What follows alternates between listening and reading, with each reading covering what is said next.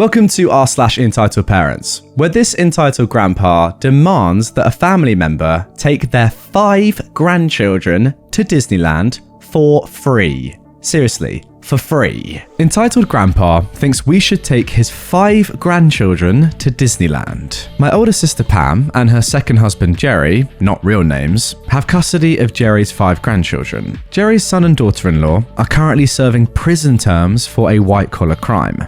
The children range in age from 15 down to 5. Pam has and had 2 daughters from her first marriage. I was very involved in my nieces' lives while growing up. My husband and I don't have any children, and we often took the girls together and separately on trips, amusement parks, camping, age-appropriate concerts, and other things. The girls were close in age and had similar interests, so it made things easy to take them places together. Unfortunately, the younger of my nieces died in an automobile accident when she was 18. The older niece now lives over 1,000 miles away, so we don't see her or her only child very often. At a recent family gathering, one of Jerry's youngest grandchildren came up and asked me when I was going to take her and her siblings to Disney World. I told her she must have me mistaken for another person, because I wasn't going to Disney World, so I wouldn't be taking her and her siblings there. She ran off to Pam and started crying. Later, Pam and Jerry asked to speak with my husband and I privately. They wanted to know why we don't take Jerry's grandchildren on trips like we used to take my nieces. It turns out they had told the children that we would take them all to Disney World sometime. Needless to say, my husband and I were shocked. We never took my nieces to Disney World. Most of our trips with them were in our home state or the neighboring states. Plus, we were younger and there were only 2 of them, so we could keep up with them rather easily. Not to mention the cost of taking 2 children is much less than taking 5. My husband and I have been cutting back on expenses and expenditures because we don't know what will happen with the economy and we don't want to jeopardize our own retirement plans. Also, we're basically strangers to Jerry's grandchildren. We didn't meet any of them until Pam and Jerry took custody of them last year, and this family gathering was the first time we've met all 5 of them. Jerry said that they expected us to take the grandchildren on trips like we'd taken Pam's daughters when they were children, because we had no grandchildren, just like we didn't have children. He said we should be happy to have this opportunity to play like we have grandchildren. When we said we'd pass on this opportunity because of the reasons mentioned above, and that these are Jerry's grandchildren and in no way are related to either my husband or myself, Jerry blew up and called us selfish, and said they'd expected us to help out when they took custody of the children, storming off. You know what, wow, just because you've taken other family members on holiday years in the past to places that are not very expensive, you must now take my 5 grandchildren to Disneyland for it is mental. It really, really is. The logic, I've got to say, it shocks me to my very core. It really is the classic, isn't it? You have no children, therefore you've got loads of spare money, and we expect you to spend some of that on our children and our grandchildren because we have to spend so much on them normally. Come on. Pitch in. How about this? These people chose not to have kids because they wanted to keep their money for themselves. It really is an unbelievable thought process, isn't it? But some people just don't get it. Mental. Entitled Mum insists her son wasn't drowning. I was a lifeguard for 6 years at a municipal pool in my hometown. We had clear-cut rules, like a required swim test to go to the deep end, swim the width of the pool without touching the ground, and tread water for 1 minute, and no life jackets in the deep end. This was upheld for everyone. Swim team stars and visitors alike had to pass the test, and pass again if there was doubts. It was a small town, so the lifeguards knew who was who, and it was a simple system. Over the 4th of July weekend, my last year there, we had a family come into town, and they had this 4 or 5, maybe even 6-year-old boy who insisted he could swim fine enough to go in the deep end. I told him he had to pass the test first. The mum came over and told me that they were from a city and they let him swim in the deep end there and he could swim fine. I told her I didn't care. Rules were rules and he had to pass the test. She huffed and went and sat in the observation area. Her son failed the test more than once with more than one lifeguard, but the kid still ran and went to the deep end.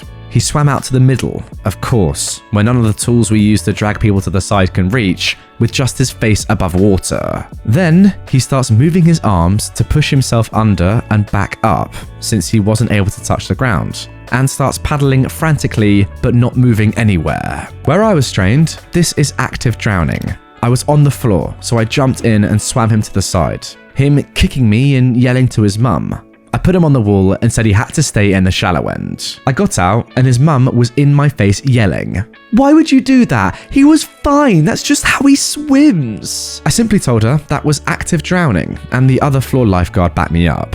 She took all her kids and left, not without getting the number of my boss, who just told her, "Sorry, my lifeguard saved your kid." I will never forget that. I kept my training for 9 years and that was the first and only time I had to jump in after someone. We usually could mediate another way, but mostly all the kids that came were very good swimmers because they were there daily. And the only thing the parent had to say was, "Why would you do that?" Alright guys, how about this? I've got a suggestion. Chuck the kid back in and just let them drown. And look, you might think I'm being sarcastic or joking, I'm not. People need to learn their lesson, and sometimes the only way of doing that is for kids to be murdered. Now look, you may think that's a bit too far, but you're just wrong. I'm sorry, but you just are. By the way, guarantee this woman would have sued if anything actually serious happened to her kid. She just seems like a terrible, terrible person. But yeah, you know, I do often wonder why some people even have kids in the first place if they're just gonna actively ask them to drown. It's very, very weird. Let's move on. This is why I didn't want your brat to watch my movie with me. I won't lie, I find this rather funny. Recently, my friends and I have been playing Predator Hunting Grounds, and I've become interested in watching the Predator movies. As such, I've rented the entire series so I can watch them.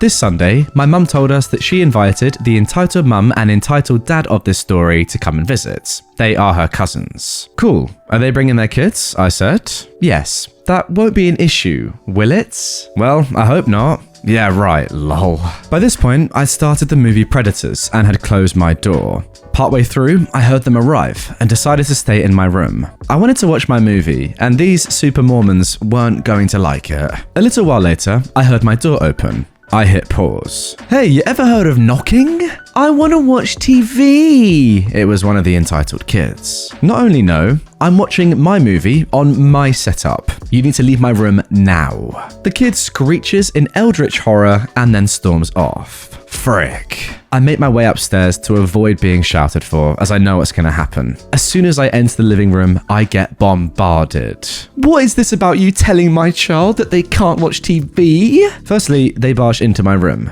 and yes, my door was closed. Secondly, yes, I told them that they couldn't watch TV on my computer. I'm already watching something, and I don't like others using my computer. "Oh, just let him watch TV. He can finish your movie with you." Yeah, that's a very bad idea. Like a 10 out of 10 bad idea. "Jeez, are you slow or something? Just do what she said," said the entitled dad. Now, internally, I know that this is going to cause an issue, but I say full send. "Fine, only if you're sure." "Yes!" Okay then. The three entitled kids all get the same look of smug success. I make my way back downstairs, and the kid from before is going on about how he wants to watch all these children's shows. I just keep my mouth shut. I didn't want to teach him any new words. Upon reaching my room, I pull up a spare chair for him. I sit in my chair and hit play. A little bit of time passes, and the kid is looking a little bit scared. I hit pause.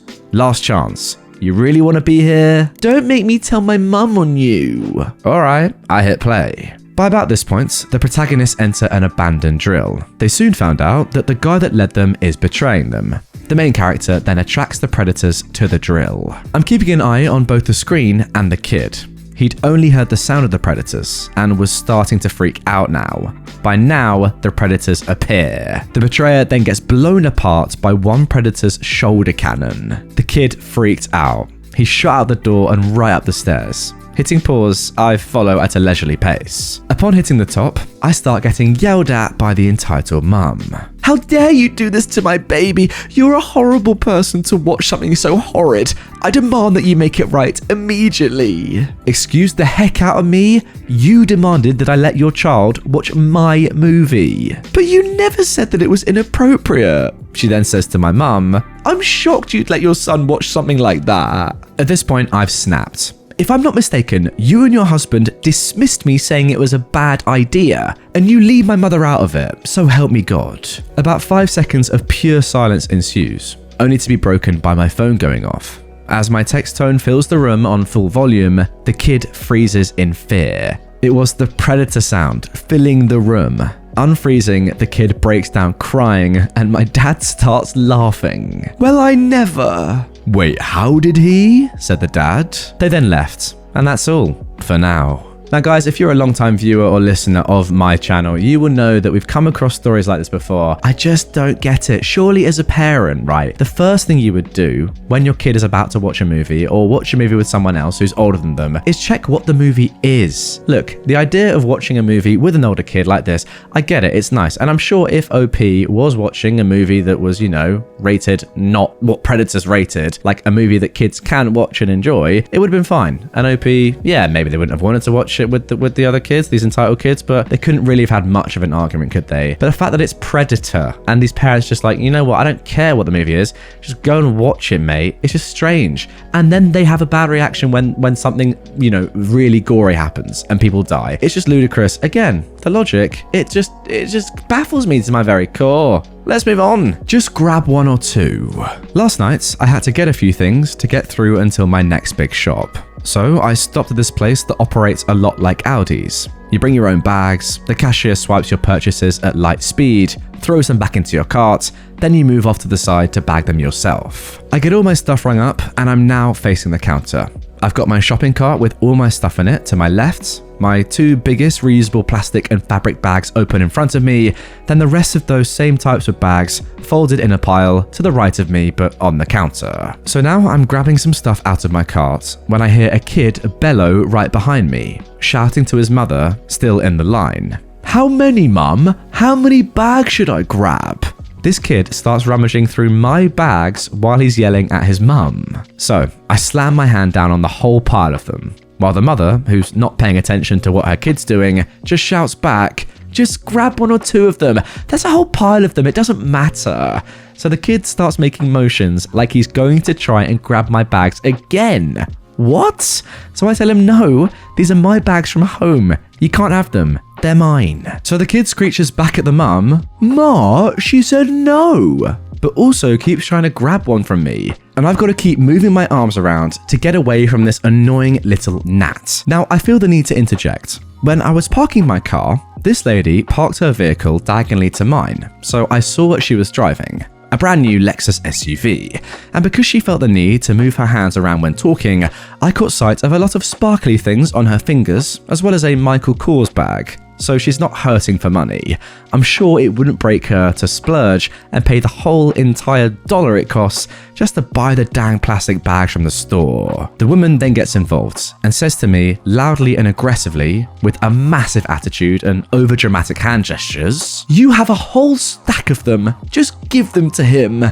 And I said, "No, just buy one from your cashier. Jesus flippin' Christ, we both could have been out of here already." She is holding up the whole line at this point to stand there and yell at me about how much of a butthole I am, while I take all my extra bags, shove them into the bottom of my biggest bag, and then put all my stuff on top of them.